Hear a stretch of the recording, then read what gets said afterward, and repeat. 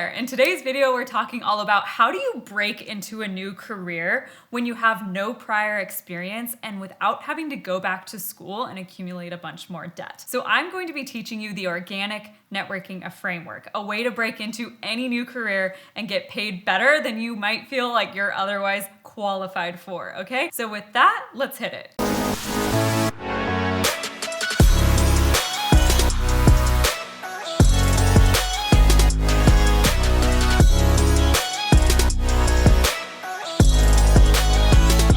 I'm Meredith Noble, co-founder of Learn Grant Writing and home of the Global Grant Writing Collective, which is where we help those that are looking to build a new career in grant writing specifically, make some coin as grant writers so you can build a life that you love, one that is more flexible, has more freedom, and has purpose as well. All right, so that for context, let's roll into the overarching concept behind the organic networking framework. So here it goes. We recommend that you freelance, you side hustle your first $15,000 in any new career that you're interested in exploring. Once you've made $15K, then we decide, do I want to scale up this experience and go full time with a consulting business? Or do I want to land a new job with this portfolio for really good interview content, right? So you don't have to decide which way you want to go right now. That's the good news. And you don't have to leave the job that you have right now. That's also the good news. This is a de-risking method where we just side hustle it, experiment, find out if we like it, because guess what? You're not gonna know if you like it if you don't try it, and then that opens up doors way faster than you might realize.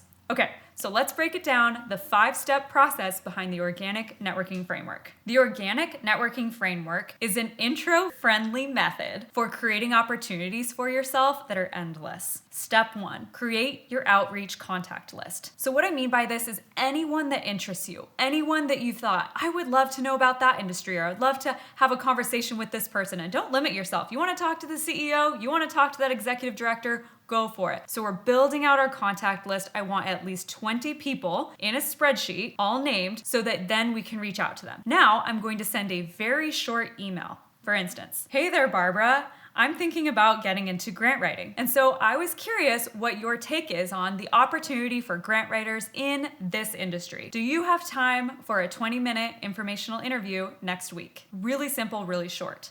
That leads us to step 2. Host a great informational interview. An informational interview is not like a regular conversation where there's a 50-50 share in the dialogue. Instead, an informational interview is where you are very clearly asking a ton of questions and you're there to listen and learn. So if we use grant writing as the example again, I would approach a conversation to understand, do they have a need for a grant writer that you can fill that void of? So I want to ask questions like, how do you know what grants to go after? Do you have a strategy for that? Who is writing those grant applications? What are you struggling with most when it comes to getting grant applications out the door, right? So I'm really trying to understand, where are they struggling? You're going to make your own version of these questions, right? We prep them ahead of time, and then we go into this informational interview, setting the expectation that, hey, I am here to listen and learn. I want to learn from you. Now that segues into step 3. Offer a deliverable that will allow for a quick win. So what we want to do in this situation is find out, hey, I can help you solve that problem, but we need to do it in a way that we can get a quick win in 8 weeks or less. So again, using grant writing as the example, that foot in the door deliverable that we teach is to offer a funding strategy. So a funding strategy is where you help the organization decide what grants to go after, filtering 150 applications down to the best pursuits that you have the highest likelihood of winning and the best return on investment. So once you help them figure out what grants to go after, that can lead us into step 4. But before I go there, I want you to think about, what is that deliverable that you could offer that could be a quick win, that's highly valuable, that allows them to really get to know you and build trust. So think about what that toe in the door, that foot in the door deliverable might be. All right, step 4 is do the deliverable, right? Like deliver, absolutely exceed their expectations, crush it, do your best work, take pride and craftsmanship in what you do. You have some value to offer. I guarantee it. Even if you're right out of college, you have something you can do. You can solve a problem for someone else if you're solving the right problem and really listen to what they needed in the informational interview. So crush it.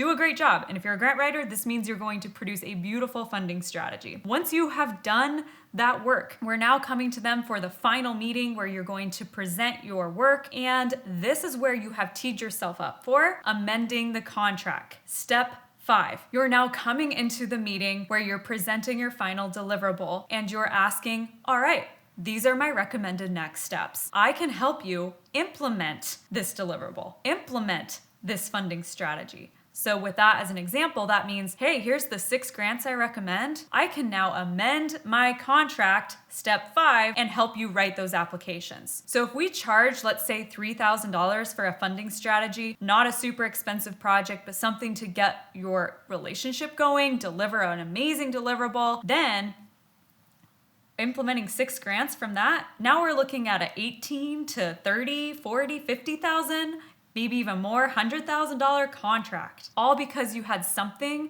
to start with that solved their pain, and it was a really low risk way to get to know them. So I'm giving you grant writing as the example because that's what I know, but you can apply the same model to whatever your expertise is. Photography, copywriting, blog writing, whatever it is, website design, you name it. There is something you can start with that can be that starting deliverable that segues into a much larger contract. Step 6 is repeat. This is a virtuous cycle, right? So always have informational interviews. Often those aren't opportunities right away, but they boomerang back, and in 4 to 6 months, you've got another paid opportunity on your hands. So this is something you're always filling your pipeline. So you've now gone through this virtuous cycle. You've been freelancing, gaining experience and confidence and competence.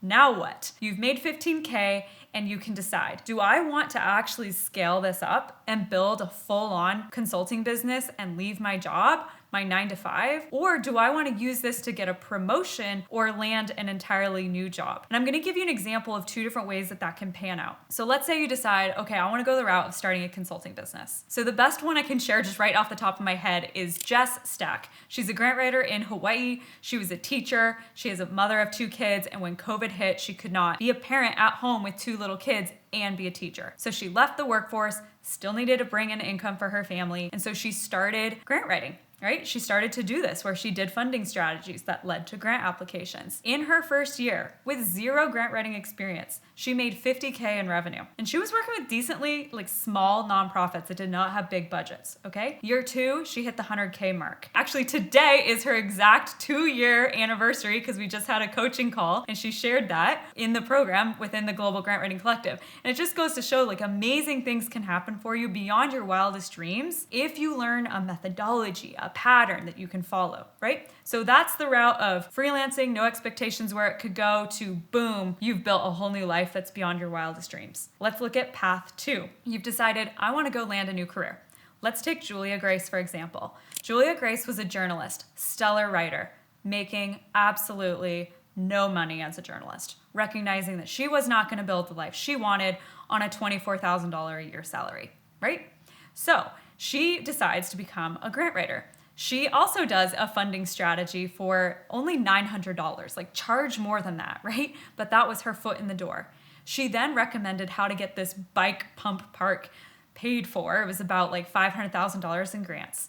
And to implement it, it was going to cost them $22,000. Her contract to write all those grants was for $22,000. At the same time, she was applying for new jobs. She ended up landing a job that resulted in a 67% pay increase than what she was making, right? And she decided, I'm gonna take this, but I can't also do the consulting. So she passed that on to Sarah, who was a dad and daughter duo in the collective, and she implemented the contract. So she literally handed over her $22,000 contract to Sarah because she had just landed her dream job that she was totally, technically underqualified for. But because she had a little bit of freelance experience to stand on, she crushed it in the interview. You can do the same thing. Follow the organic networking framework. You'll create more opportunities for yourself than you know what to do with, and that is where I want you, my friend. If you found this useful, I'm going to be linking a training below on how you build a career in grant writing specifically. It's a more detailed version of what we've talked about today. Hit the like and subscribe button if you like this. I read every comment, so if you want more videos like this, let me know what you're looking to learn. All right, with that, good luck and let me know how it goes.